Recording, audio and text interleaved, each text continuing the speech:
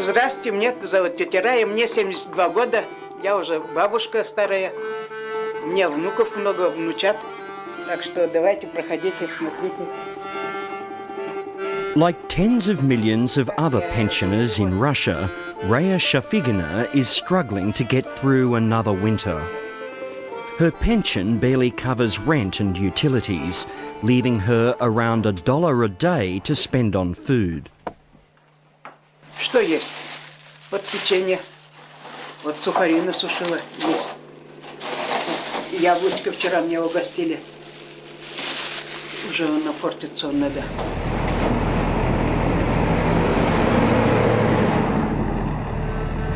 Raya lives here in Chelyabinsk, a small industrial city located just east of the Ural Mountains.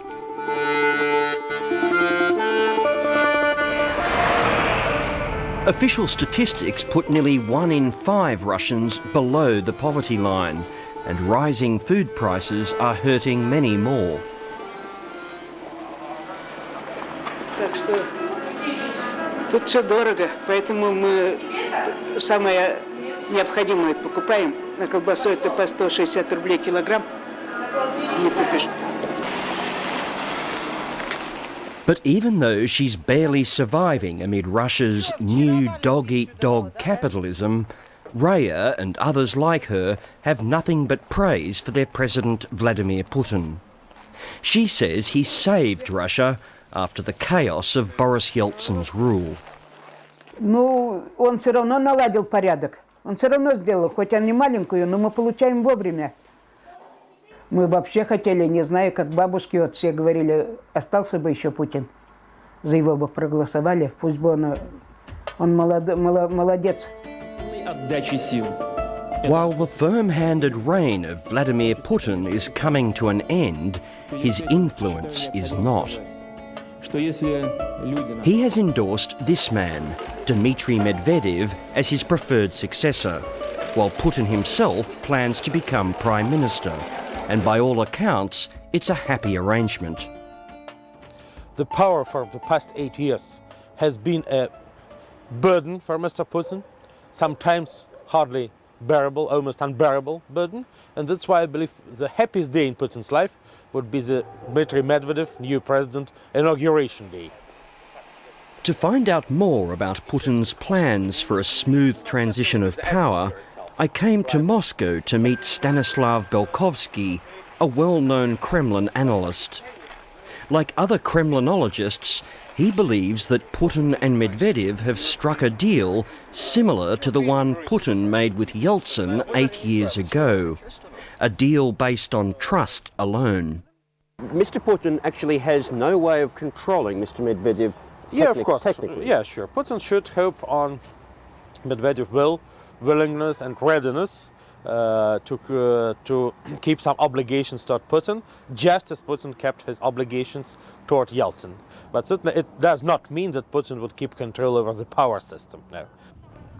What is certain is that Putin and Medvedev are leaving no room for opposition parties. In December's parliamentary elections, new electoral rules and a tightly controlled media saw truly independent parties decimated. Not a single opposition figure was successful. By the start of this year, out of 5 independent presidential candidates, only 1 was left. In mid-January, I joined Mikhail Kasyanov in the city of Samara on the Volga River as he toured the regions in search of support.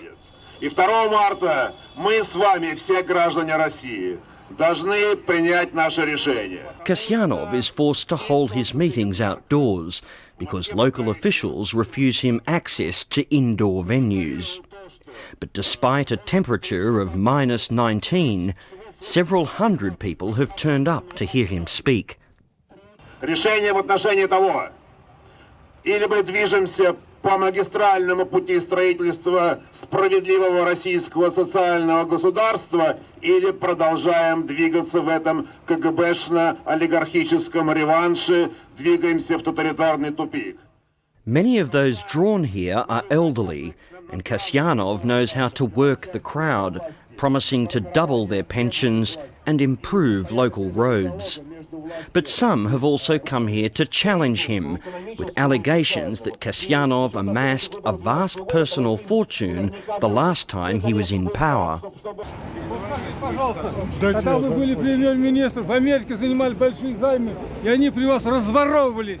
Когда я был премьер-министром, мы ни одного займа не взяли, ни в Америке. Я остановил займы и закупку зерна. То, что вы спрашиваете, следите по телевидению, это ложь, которую придумала нынешняя власть. Это ложь. It soon becomes clear that many in the crowd are not here to support Kasyanov.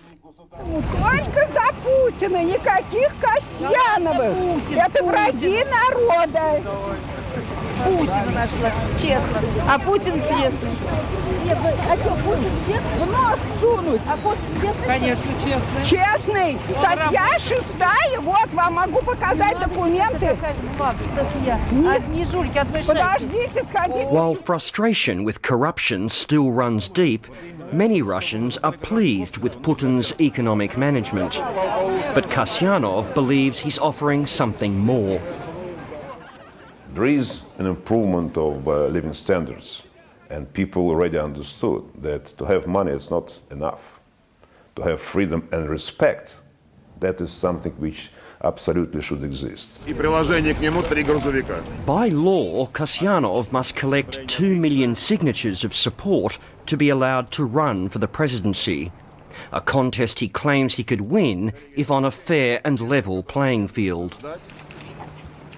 If authorities meet our demand, which is very simple, to implement main constitutional obligation to arrange free and fair elections. If they do this, we will win.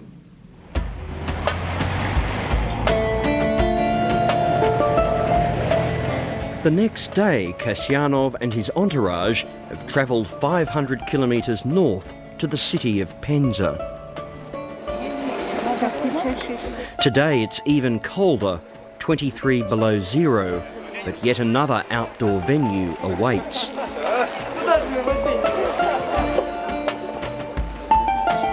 Нам навязывается вновь страх.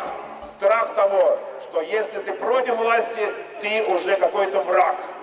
Today, even fewer people have turned up, barely 150 in a city of 800,000. And here, Kasyanov faces a protest which is far more organised. Local activists from the pro-Putin Nashi youth group are trying to spoil Kasyanov's appearance in Penza with a noisy intervention. Этот человек как бы имел 2% заключения с каждой сделки, заключенной с подписания каждого его договора. Именно поэтому у него есть как бы прозвище Миша 2%. Вот, мы просто пришли выразить свой как бы волю, то, что мы не хотим, чтобы он стал президентом.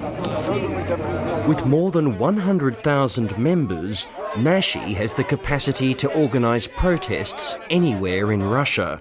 And for the past year, they've been openly challenging anyone who dares speak out against Vladimir Putin. But their nationalist rhetoric and rapid growth is causing deep concern in the West.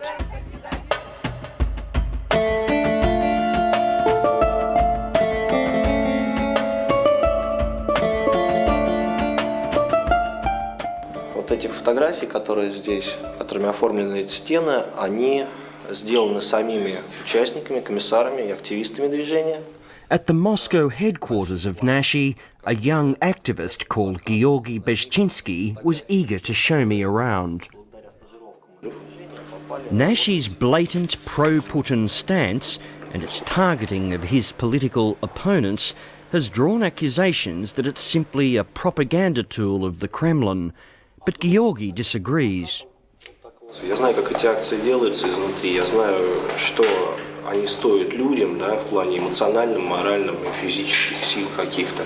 Я абсолютно с этим не согласен, потому что люди искренне приходят и выражают действительно свою гражданскую позицию. The next day, thousands of Nashi activists are staging a protest near the offices of the European Union because some of its members were banned from travelling in Europe. Здесь взята такая старая аллегория, как по ком звонит колокол. И сегодня колокол звонит по демократии и гражданским свободам в Европе. Nashi's actions mostly mirror Russia's foreign policy and diplomatic disputes, often with a paranoid anti-Western twist, like the sentiments expressed in the group's recruitment video. США — это такой огромный толстяк, который раскормил себя и теперь не может остановиться, кушая все больше и больше. Американская еда раскидана по всему миру. Это нефть, газ, металлы, люди. Они придут за едой. Они не могут за ней не прийти. Не потому, что они нас не любят или они нас... This Cold War rhetoric sits oddly in Moscow, a city which now boasts all the trappings of modern capitalism, including the latest luxury concept stores and fashionable bars. But the bright lights mask a bitter fight for control currently underway in the Kremlin, where Putin has turned on some of his closest colleagues in the security elite, men who'd backed his rise to power. What Putin has done by anointing Medvedev as his preferred successor is to effectively isolate and cut loose the KGB and FSB stalwarts who supported him, including his Deputy Chief of Staff, Igor Sechin. Now, with so much at stake, the faction led by Sechin is fighting back, and a real Kremlin power struggle is taking place. Igor Sechin informally represents the country's security elite and has been described as the second most powerful man in Russia. He has no direct links or loyalty to Putin's chosen successor, Dmitry Medvedev, and that makes Sechin a potent political foe. Mr. Sechin is the only really dangerous enemy. Medvedev has numerous enemies, but the Sechin is the only dangerous one. And certainly there would be a struggle still between Medvedev and Sechin, and Medvedev would be doing his best to get rid of Mr. Sechin during his first year in office. The most telling sign of the battle within is the appearance in Russian news media of stunning allegations about a huge personal fortune amassed by President Putin himself. Certainly Putin abandons his post not just retired politician and ex-president. He's the richest man in Europe. He estimates his assets personally controlled by himself at the level of $40 billion. Stanislav Belkovsky's claims about Putin have already been published in Russia and widely reported by the Western media.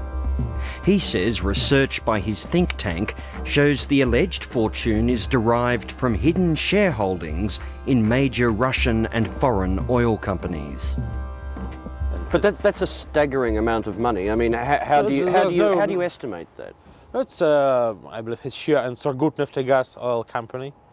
It's some stock of Gazprom, gas monopoly controlled by Mr. Putin through a sophisticated network of offshore institutions.